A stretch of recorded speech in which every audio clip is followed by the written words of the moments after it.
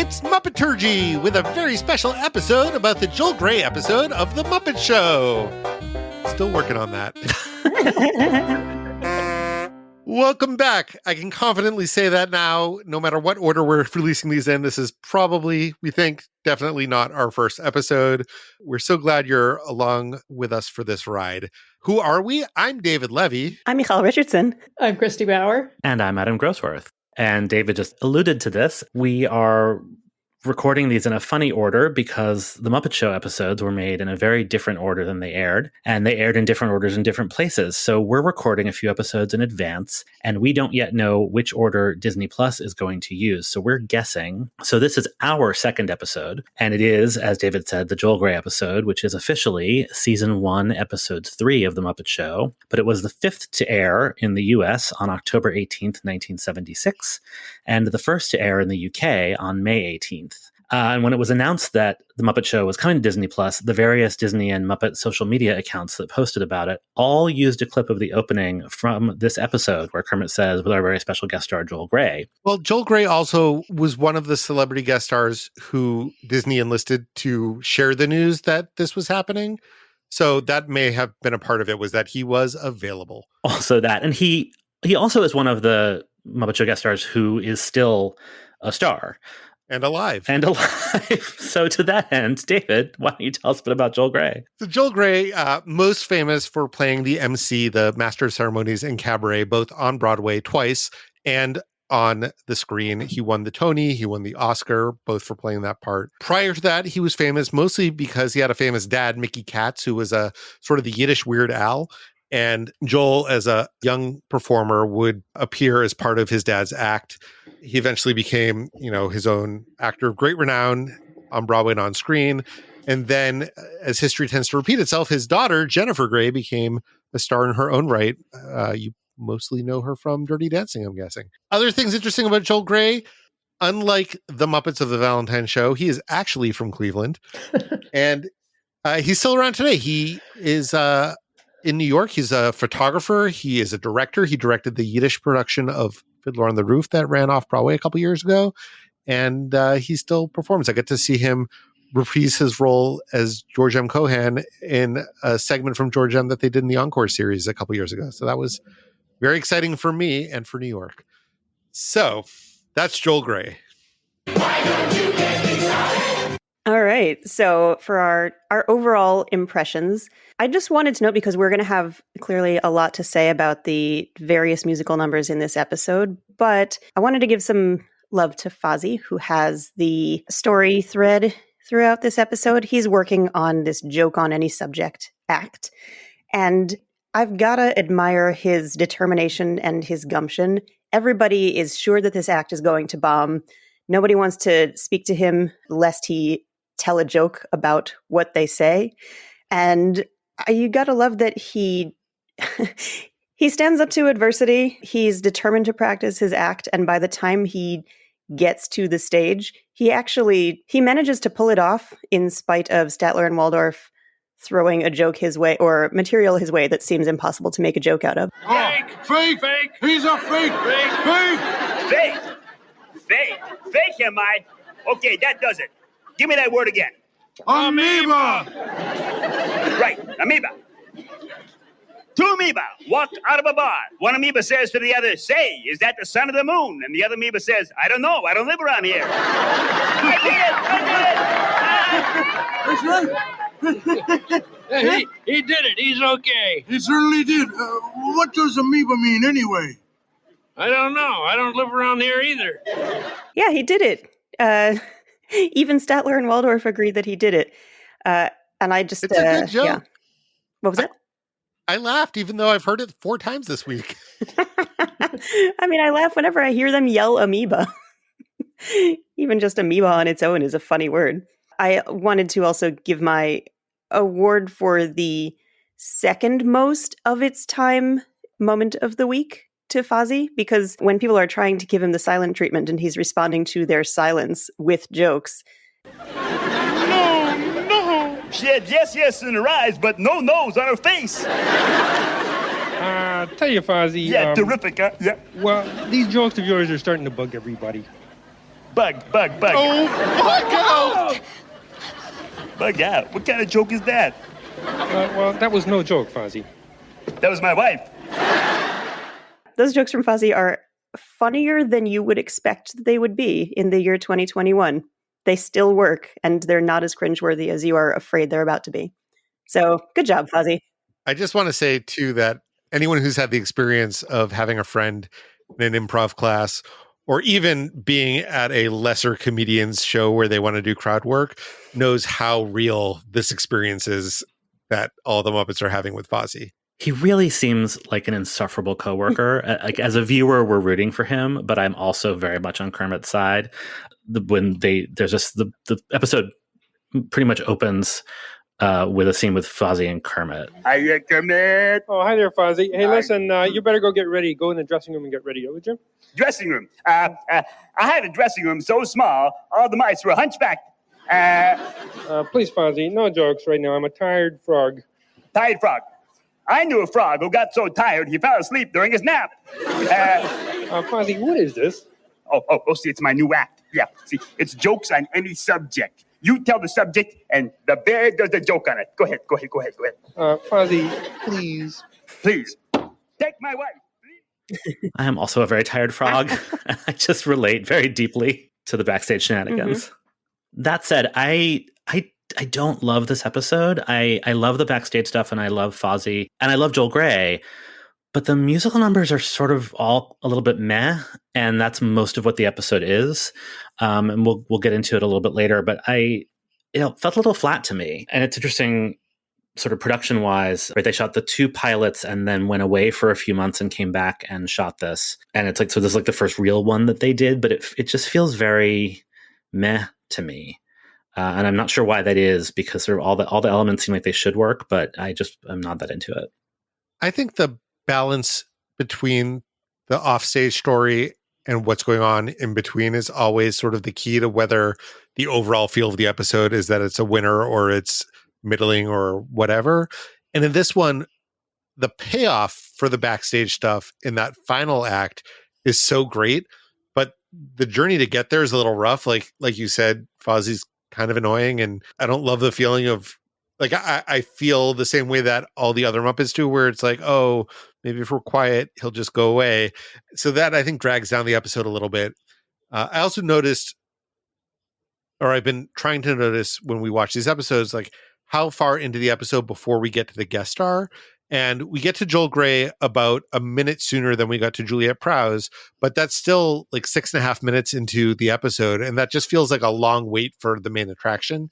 And when your opening sketch is not batting it out of the park, that's even worse. So I agree with everything that everyone said. This episode feels really unbalanced to me. And I suspect it has a lot to do with the ways in which the guest star is used or not used in the musical numbers. So why don't we dive into talking about the musical numbers?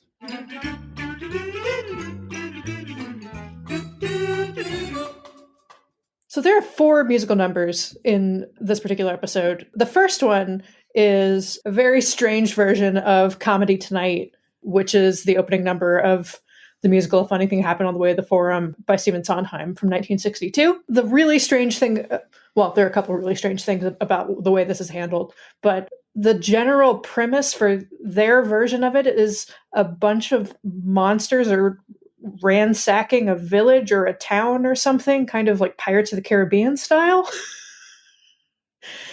And the legend and lore behind the origin of this song is it was not the original opening number for Forum. It was added to the show during its out-of-town tryout because the show just wasn't quite grabbing people's attention. And Jerome Robbins, the director choreographer, was brought in to give them some advice. And he was like, you need a number at the top that tells people that it's funny.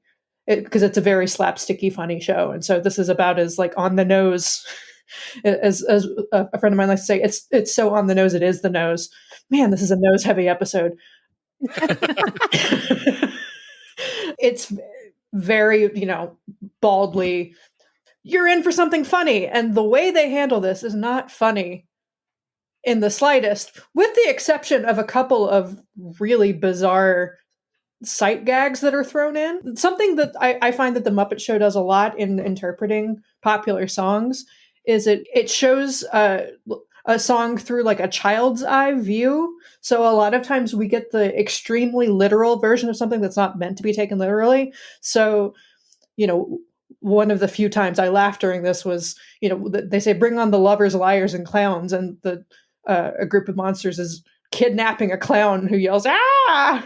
It's very strange. But the other thing about this number in the original show is it's also centered around the protagonist of the show, Pseudolus, who is ostensibly the narrator. So it seems like a weird wasted opportunity to not have Joel Grey involved, especially since he is sort of a famous clown. And a famous MC, like he could narrate. Yeah.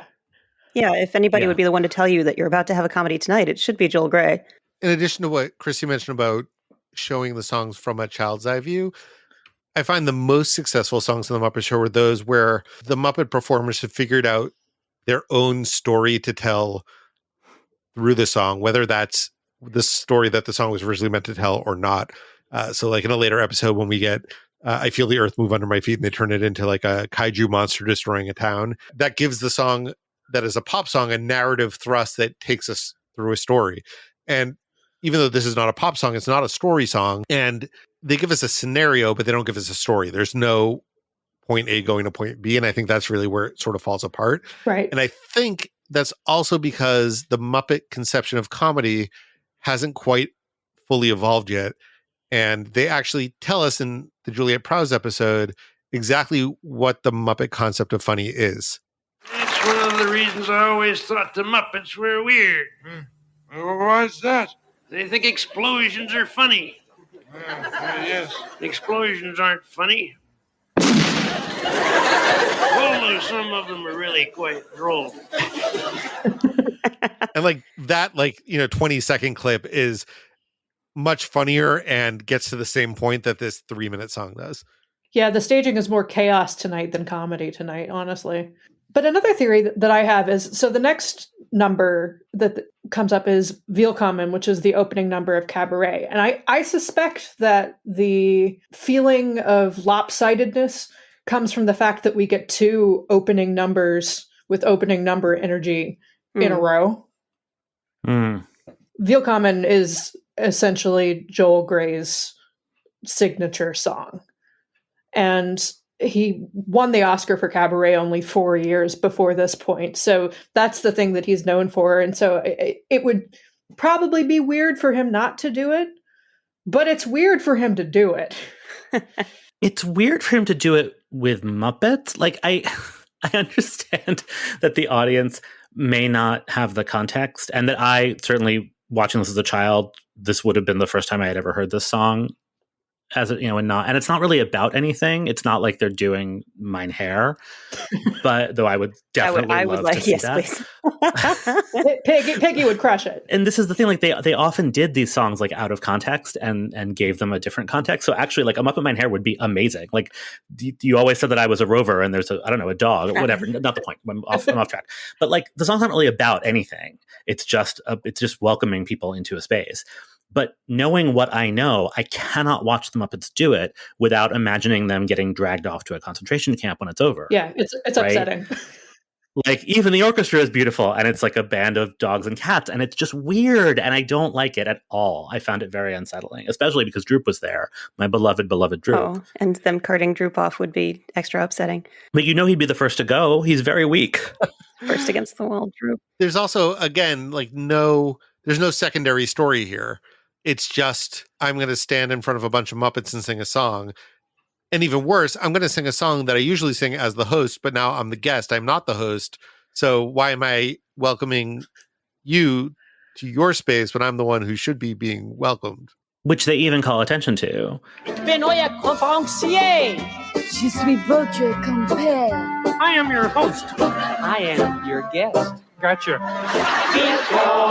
Bienvenue. Welcome in cabaret, or cabaret to cabaret.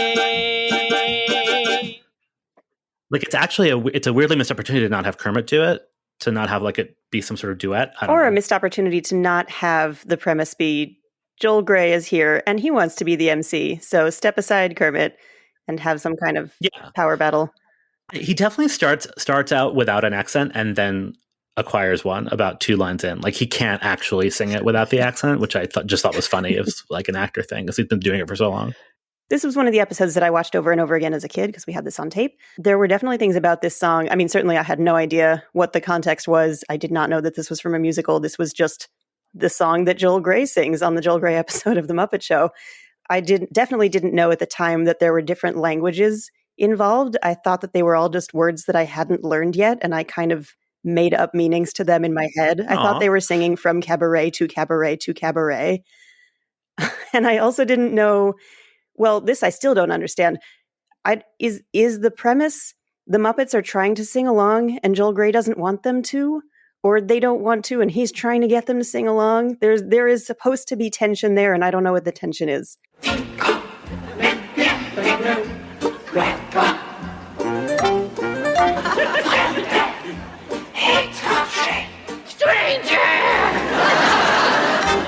I didn't really pick up on tension. It just felt like everyone was taking lines. They seem to be having a decent enough time, but again, like then they're in the cabaret and we're in the show, and I don't want the Muppets to do cabaret. Yeah. But like that's me bringing too much adult Adam baggage to it, I think. But I still didn't like it. I was fascinated by the choice of which Muppets got to be in the cabaret. Again, because the order of the episodes is weird and we don't really know what the intention was. This is the first time possibly we're meeting Dr. Teeth. And his First time that date. we're seeing Janice. That's what I wanted Dr. to bring Teeth's up.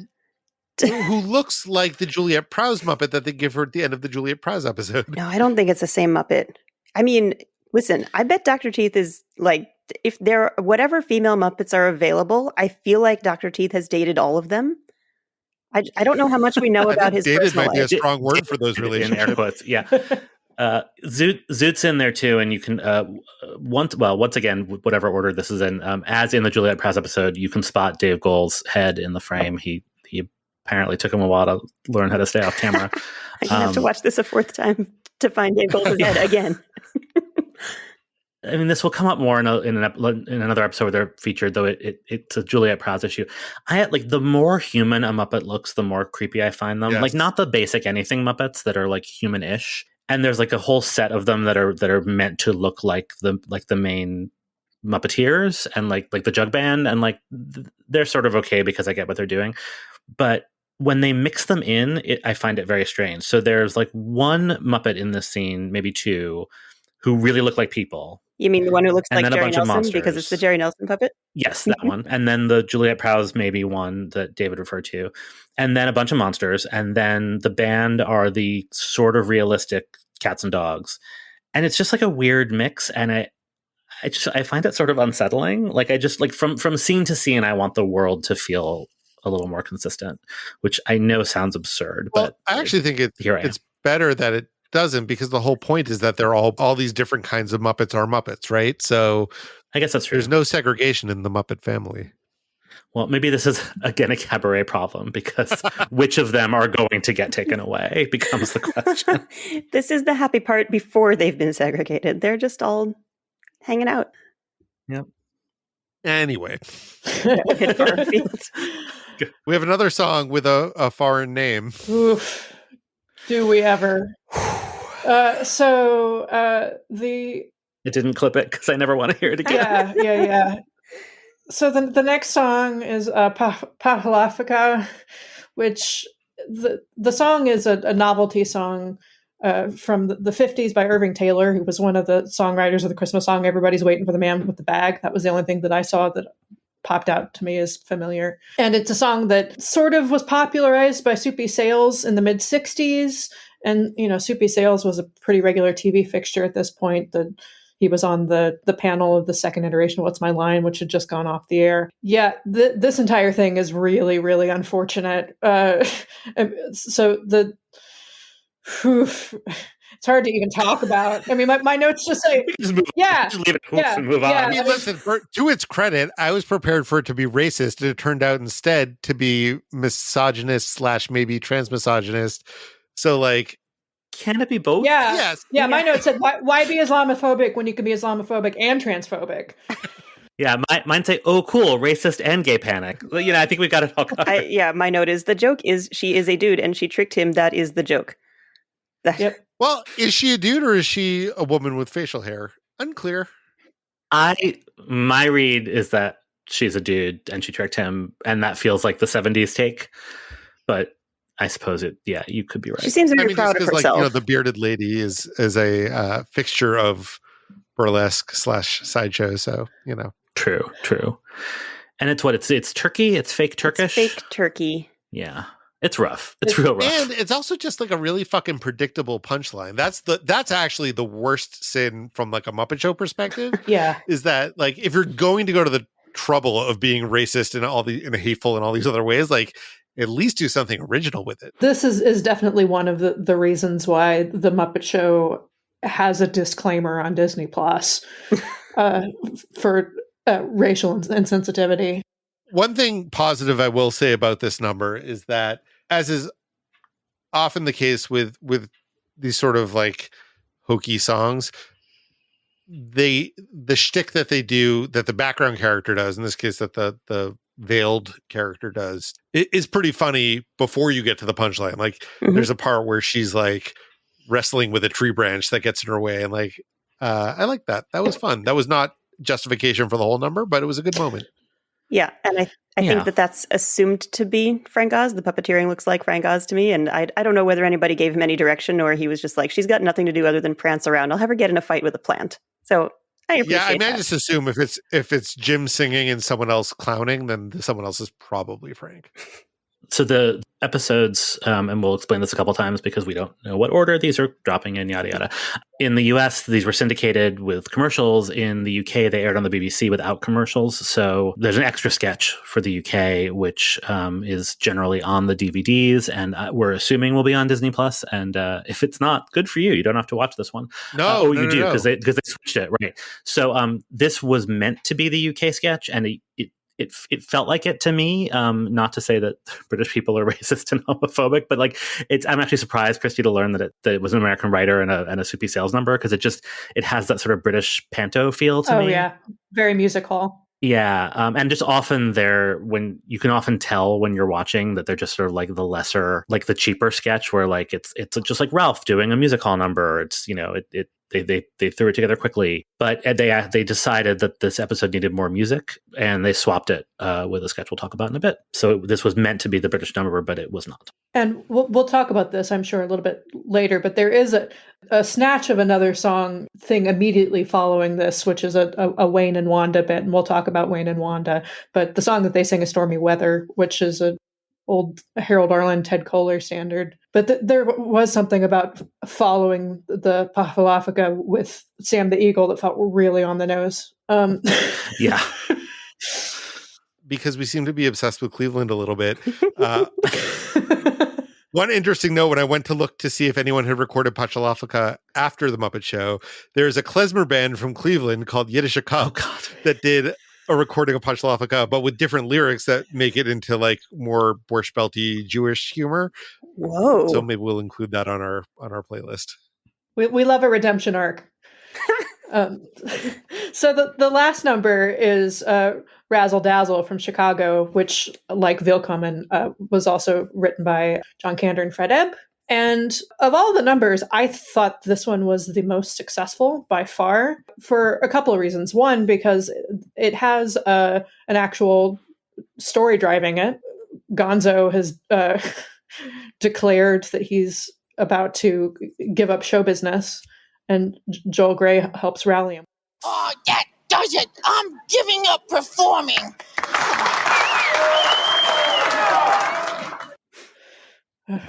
Just the Gonzo part, not the Joel Grey part. Poor Gonzo. Poor Gonzo.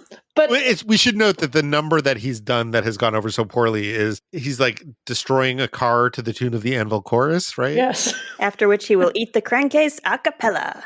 But another reason why I think this is wildly successful as a Muppet number is Chicago itself is structured as vaudeville, so it's a perfect stylistic fit for the general tone and aesthetic of the show. I wish they had done a little more with, like, I wish this had been Comedy Tonight. Like, if he had been backed by Exploding Monsters, I would have been very happy. You know what I mean? Like, it was a little spare. Yeah, Sure. well, it is a little spare, and they kind of make up for the lack of a big set or a big chorus with a few members of a chorus repeated with weird camera tricks, and Joel Grey repeated with weird camera tricks. And it's cool to look at, but it feels like this should be a big finale in a way that it isn't. He does have a sparkly tux and a sparkly top hat, which I appreciate, but I wanted to throw that to the room and ask whether all of the fancy camera tricks undermine something that should be a big production number, or whether it proves the whole point of the song, that all you need is a little razzle dazzle, and if you do some cutting edge camera tricks, then they won't notice that you don't have a set. I mean, I do wonder if we can look at this in 1977 eyes. Were the camera tricks impressive? Was that something that might make someone go, ooh, or was it something that seemed as hokey then as it does today? And also, if we had never seen any of the Muppet movies and never seen musical numbers that actually had, 30 to 100 Muppets in them, will we expect the ability to have a big chorus of Muppets in a song like this? Or is TV scale, is this actually about right for TV scale? Well, no, but we've seen Comedy Tonight in this episode, right? Which is more splashy, I think. And I've seen Razzle Dazzle done on a bare stage with N-ranking choreography, and I don't know. It felt a little flat to me. I actually agree with Christy that it's the most successful of the numbers in this episode. I just think, and I think Joel Grey does a great job with it. I wish they had subverted it more, is I think the intelligent way of saying what I'm trying to say. That's, which I think is what we're sort of getting at with Willkommen and Comedy Tonight also, that like, what is the Muppet version of Razzle Dazzle that's not a sparkly tux, that's actually like super weird? That's what I wish they had done. Yeah, I hear that. For me, it works because it felt like a character moment for Gonzo, where, again, this is with 2021 eyes, knowing that he develops into the great Gonzo who does really take this lesson to heart of give him the razzle dazzle, and eventually will be the person who water skis through hoops of fire while chickens impersonate Tony Bennett singing the 1812 orchestra, the 1812 overture. Like that. This feels like the origin story for that moment. So that worked for me. But I do hear you, and I do agree. And I actually noticed when the credits rolled, there are a couple different choreographers who worked on The Muppet Show. And this episode was a Gillian Lynn episode. And she's best known, well, now she's probably best known because there's a theater named after her in London. But there's a theater named after her in London because she's the choreographer of Cats.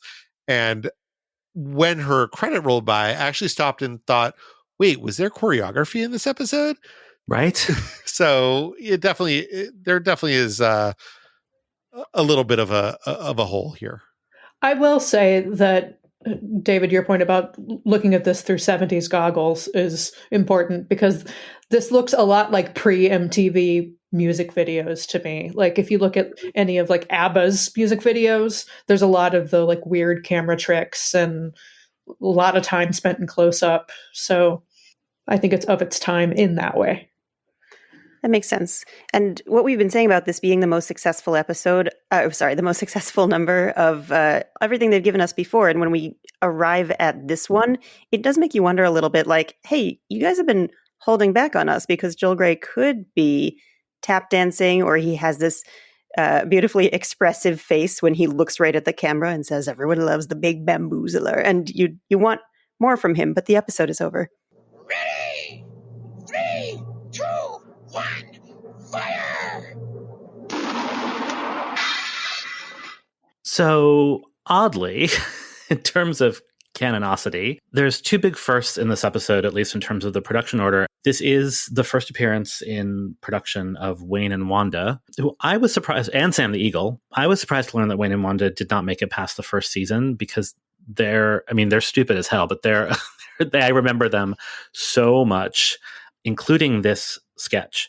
Though, of course, all Wayne and Wanda sketches are basically the same. So it's possible that I don't actually remember the sketch. To ensure that the quality and moral content of this show is above reproach, I, Sam the American Eagle, am proud to present the singing duet of Wayne and Wanda. Besides being tremendous singers, they're church people.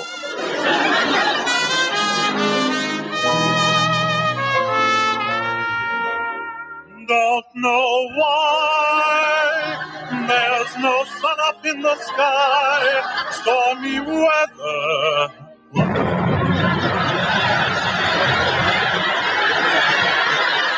I told you they were all wet. So something that's interesting about this clip, this joke is sort of stolen from the film Stormy Weather, where except there it's played straight, but during Lena Horne's performance of the song Stormy Weather, there's like a very impressive storm that kicks up on the stage, and it sort of transitions from being in a nightclub to being outside in a storm. And it's a great production number. If you've never seen the film Stormy Weather, I highly recommend the whole film, and also just seeking out this one clip, which we'll include on our show notes if I can find it on YouTube. I find that little aside from saying about them being church people very strange. It's so funny. It is so funny. It is, but it feels very weird in every way. It is disorienting in this day and age. And also, that introduction was paired with a different Wayne and Wanda sketch on the Muppet Show original cast album. Mm-hmm. Interesting. Yeah, I know my head wants to go to, when I hear him say they're church people, my head wants to go to a different Wayne and Wanda sketch because of the Muppet Show cast album. Yeah, I get why Wayne and Wanda, it's just the same joke over and over again, but I love it every time. So like I get why they didn't stick around, but I feel like they could have kept popping up here and there. I mean, also, like, that's such a staple of the kind of vaudeville show that the Muppet Show is built on. Like, if you think of the Broadway musical Follies, like, they are the Whitmans, right? Like you could, if you were casting your Muppet Follies, Wayne and Wanda sing Rain on the Roof. Right. Right, and they're actually the type of Muppet that I find a little bit creepy that I was just talking about. Right, they're a little bit too human, and so I sort of like that bad things happen to them. Right, like they don't quite belong, and I like that about them. They're infiltrators. They're non-Muppet almost. Yeah, like they're from a different time, right? Like they don't quite belong on the show. The other big first, 2 Muppet News Flash segments, and I just clipped the first one. Muppet News Flash. Dateline, New York City. A former circus daredevil who billed himself as Boffo the Human Cannonball fired himself out of a cannon yesterday into a crowd of holiday shoppers. Fortunately, there were no injuries to the passers-by. Boffo was not so lucky. Said his wife, the former Mrs. Boffo, I guess I'll just have to pick up the pieces and live my life. That is dark. I have nothing else to say about it, but that is dark. The second one is less dark and, in my opinion, less funny, but is also sort of in a similar. It involves hostage taking, and I always liked Muppet News Flash as a kid, but maybe never quite understood why. I'm curious as we keep going to see if they're all in this vein. Yeah, stay tuned. And then we have an At the Dance segment, which there was one on the Juliet Prowse pilot, but I think we're all fans of At the Dance, so I made a clip. You know, George, I come from a very old family. Mine's older. Oh, really? How old? My family's so old it's been condemned. 2, 3, 4. You know, I'm really stuck on you. Oh, how sweet. You love me? No, I'm just stuck on you. So our friends George and Mildred from the holiday episode appear. We get a little bit of their backstory, which we had speculated about, which I like. And the pop-ups on the DVD confirmed for us that George never appeared after the first season on The Muppet Show, but he does cameo in other things. George incidentally had the most violent reaction to Fozzie trying out his jokes about anything bit. He threatened to kill him. and then that second bit I love because it's a classic Muppets trope where when she says, "I'm stuck on you," it's literal. Her nose comes off and gets stuck to her dance partner, which I call the Muppet tradition of body horror. And I'm a big fan of anything where the Muppets lean into their puppethood. So I enjoy that. Yeah, Muppets come apart. No getting away from it. So we talked a little bit earlier about the concept of the UK sketch, but we didn't talk about what this UK sketch is. And I think it's interesting, not because it's a particularly good sketch, although it's not a particularly bad sketch, but it does have a couple of characters who go on to greater things. So, Michal, do you want to go first? If you thought that the sketch that was going to be aimed at British audiences was the song about Turkey, you were wrong. It's a sketch about Sherlock Holmes, played by Rolf, trying to solve a mystery with the assistance of Watson, who's played by a dog named Baskerville. That's a lot of Sherlock Holmes names in only 2 characters, but that's okay.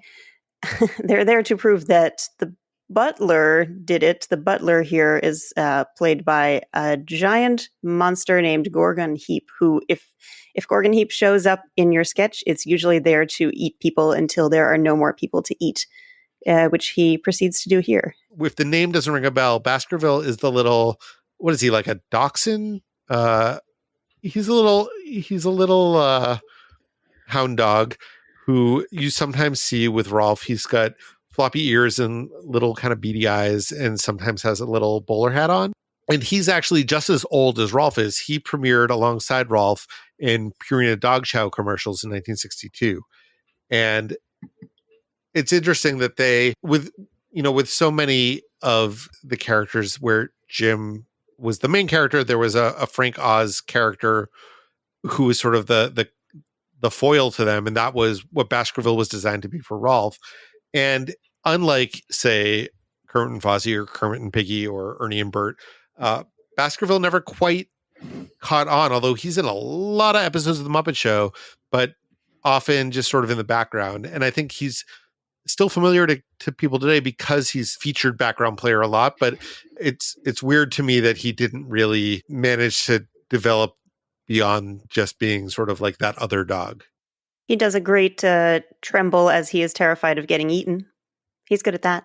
I was going to say, I think Baskerville's the funniest part of this particular sketch. I mean, between the trembling and fear, but also he has a very Corky St. Clair Cockney accent. He's the only one who really goes for the accent. And he's like, hey, he's been shot, Holmes. And it's very... And considering that they were taping this in London with a British crew, that's ballsy. Yeah. There's one of the trivia bits on the Juliet Prowse episode says that the production designer realized that the British crew needed a little help because the Western saloon set looked a lot like a pub. Mm. So that went both ways for them apparently in the early episodes. Just thought it was cute. It's cute. And I do love the little improvised Gorgon Heap. I assume that it's just Frank improvising. I think it's when he's eating Baskerville. It takes a long time to get somebody, either Baskerville or Miss Piggy, into his mouth, and he just goes, tough. He's trying to digest them. I'm a fan of Muppets that eat other Muppets. Oh, and I was a fan of Gorgon Heap's other line in this episode during Comedy Tonight. There's a way that he delivers something appalling that just has stuck in my head for my entire life. There was a period of time where I was taking the Metro North train a lot. I'll explain why this is relevant, but because I had to ride past the Pauling stop, I think the stop after Pauling was where I got off. But the little note that went off in my brain that it was going to be time to get off the train soon was that I would sing in my head the town of Pauling to the tune of Comedy Tonight, because it would be something appalling, sounding like Gorgon Heap. I'm realizing that I think one of the reasons why Baskerville never sort of broke out is because there was not a single performer who really took to him. So in this sketch, it's John Lovelady, but in most of the rest of the Muppet Show, it's going to be Jerry Nelson. Frank Oz performed Baskerville sometimes. Dave Goelz did it sometimes. Jim Henson originally did Baskerville. So, I think that's one of those cases where the character never quite found the right performer. And so eventually they fade away. Unlike Miss Piggy, who is still finding her performer in this episode, even though she will find the right performer eventually, but she is both Frank and Richard at different points in this episode, which is unnerving. She doesn't have a lot to do in this episode, though, does she? No, she just says that Fozzie's driving her bananas and she gets eaten. I think that's it. It's also a banana-heavy episode. Joe, hey, why'd you hatch? I got my new car outside, Gonzo. You want to go for a spin? Sure. John, hey, relax. I didn't mean actually go for a spin. It's just a phrase like, you don't actually bite the hand that feeds you, do you? I mean, one doesn't eat one's heart out, does one? I mean, one doesn't talk through one's hat. I hope not. I can talk for myself. I think I'm going bananas. I thought you were going for a spin.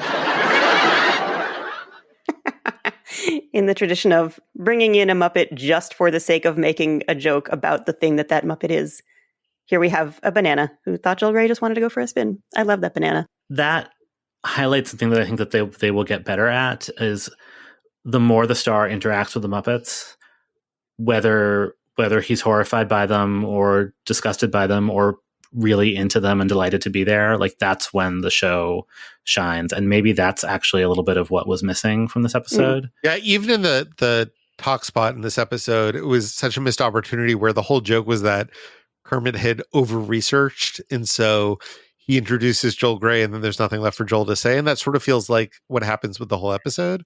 Yeah, and this even just in audio, like that clip is so delightful. And if there had been more of that, and I certainly like just thinking of like things I remember from episodes we haven't rewatched yet, I think that's where it gets really good. So lots to look forward to. Thanks for listening to this episode of Muppeturgy. We're recording this in early February, but by the time you hear this episode, The Muppet Show will be on Disney+, so we hope you'll watch along and share your thoughts with us. You can find us on Twitter, Instagram, and Facebook at Muppeturgy, or on the web at Muppeturgy.com. Our theme music was composed and performed by Christy Bauer. Our show logo was created by Todd Bryan Backus, and this episode was edited by me, David Levy. I laughed at multiple nose jokes in this episode. I'm a sucker for nose jokes.